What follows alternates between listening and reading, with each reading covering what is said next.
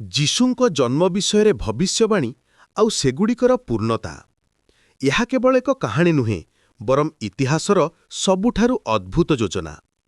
ହଜାର ହଜାର ବର୍ଷ ଆଗରୁ ଲେଖା ହୋଇଥିବା ଭବିଷ୍ୟବାଣୀଗୁଡ଼ିକ କିପରି ଯୀଶୁଙ୍କ ଜନ୍ମରେ ସଠିକ୍ ଭାବରେ ପୂର୍ଣ୍ଣ ହେଲା, ଆସନ୍ତୁ ଦେଖିବା।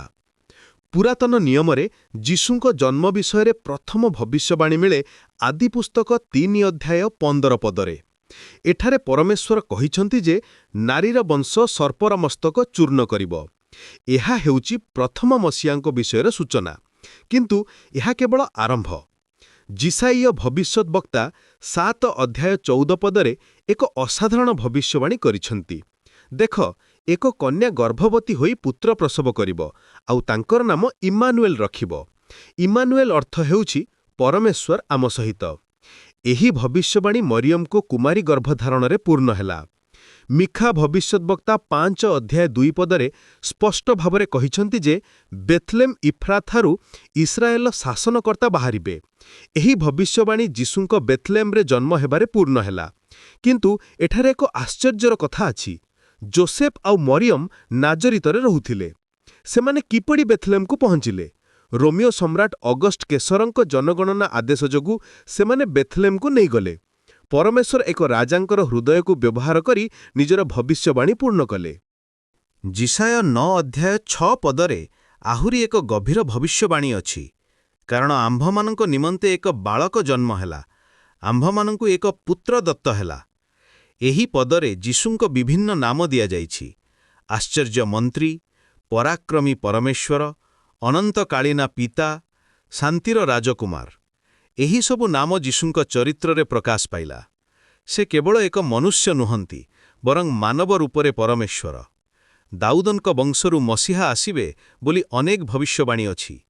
ଜିରେମିୟା 23 ଅଧ୍ୟାୟ 5 ପଦରେ କୁହାଯାଇଛି ଯେ ଦାଉଦଙ୍କ ନିମନ୍ତେ ଏକ ଧର୍ମମୟ ଶାଖା ଉତ୍ପନ୍ନ କରାଯିବ। ମାଥ୍ୟୁ 1 ଅଧ୍ୟାୟରେ ଯୀଶୁଙ୍କ ବଂଶାବଳୀ ଦେଖାଇଛନ୍ତି ଯେ ସେ ଅବ୍ରାହମ ଆଉ ଦାଉଦଙ୍କ ବଂଶଧର। ଏହା କେବଳ ସମ୍ପାଦନ ନୁହେଁ, ବରଂ ପରମେଶ୍ୱରଙ୍କ ଯୋଜନାର ସଠିକ୍ ପୂର୍ଣ୍ଣତା। ହୋସେୟ 11 ଅଧ୍ୟାୟ 1 ପଦରେ ଲେଖା ଅଛି, ମିଶରରୁ ମୁଁ ମୋର ପୁତ୍ରକୁ ଡାକିଲି। ଏହି ଭବିଷ୍ୟବାଣୀ ଯୀଶୁଙ୍କ ପରିବାର ହେରୋଦଙ୍କ ଅତ୍ୟାଚାରରୁ ବଞ୍ଚିବା ପାଇଁ ମିଶରକୁ ପଳାଇବା ଆଉ ପରେ ଫେରି ଆସିବାରେ ପୂର୍ଣ୍ଣ ହେଲା। କେତେ ଆଶ୍ଚର୍ଯ୍ୟର କଥା ଯେ ଶତାବ୍ଦୀ ପୂର୍ବରୁ ଲେଖା ଭବିଷ୍ୟବାଣୀ ଯେତେ ସଠିକ୍ ଭାବେ ପୂର୍ଣ୍ଣ ହେଲା।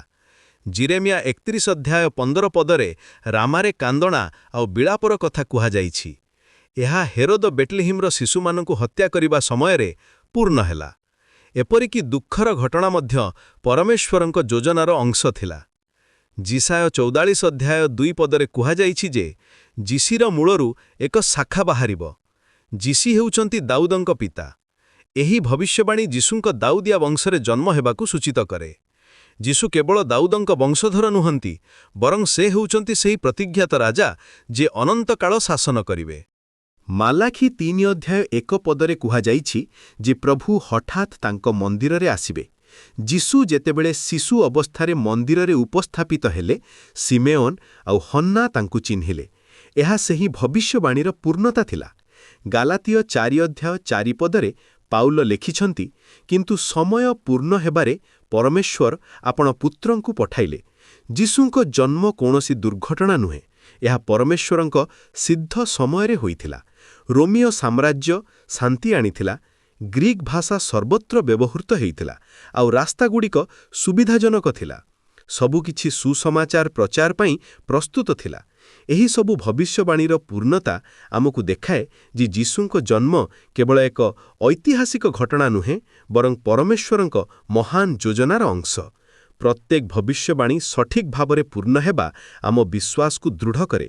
ଯଦି ଯୀଶୁଙ୍କ ପ୍ରଥମ ଆଗମନ ବିଷୟରେ ସବୁ ଭବିଷ୍ୟବାଣୀ ପୂର୍ଣ୍ଣ ହେଲା, ତେବେ ତାଙ୍କ ଦ୍ୱିତୀୟ ଆଗମନ ବିଷୟରେ ଭବିଷ୍ୟବାଣୀ ମଧ୍ୟ ନିଶ୍ଚୟ ଭାବରେ ପୂର୍ଣ୍ଣ ହେବ। ଯୀଶୁଙ୍କ ଜନ୍ମ ଆମ ପାଇଁ କେବଳ ଆଶାର ବାର୍ତ୍ତା ନୁହେଁ, ବରଂ ପରମେଶ୍ୱରଙ୍କ ବିଶ୍ୱସ୍ତତାର ଜୀବନ୍ତ ପ୍ରମାଣ।